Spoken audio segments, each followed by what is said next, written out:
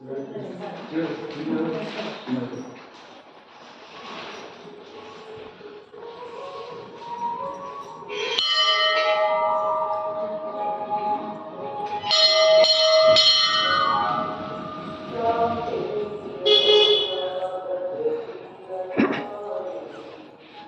గారు గుడి గురించి కొద్దిగా చెప్తారా సార్? గుడి గురించి చెప్పించుకోవచ్చా? చెప్పించుకోవచ్చా? గుడి గురించి విశిష్టత చెప్పండి సార్. చెప్పండి సార్. నమస్తే సార్. బులో నగరేశ్వర భగవానికి జై. ఇది ఇక్కడ మనకి ఈ మధ్య కాలంలో కట్టిన గుడి కాదు, చాలా ప్రాచీనమైనది, పురాతనమైన గుడి. అంటే కింద ఉన్నది స్వయంభూలింగం, పుట్టులింగం ఉంటుంది ఇక్కడ.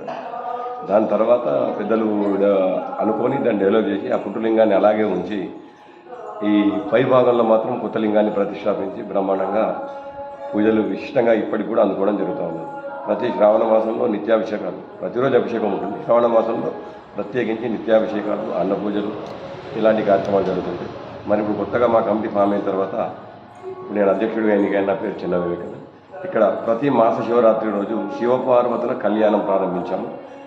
2 నెలలు విజయవంతంగా పూర్తి చేయడం జరిగింది. ఇప్పుడు ఈ నెల ఈ ఎల్లుండి శనివారం రోజు శివపార్వతుల కళ్యాణం సాయంత్రం 5:30 నుంచి 7:30-8 వరకు ఉంటుంది. తదనంతరం అందరికీ భక్తులకు కూడా అల్పారంలాగా, స్మాల్గా టిఫిన్ లాగా అన్ని కూడా అరేంజ్ చేయడం జరుగుతూ ఉంది.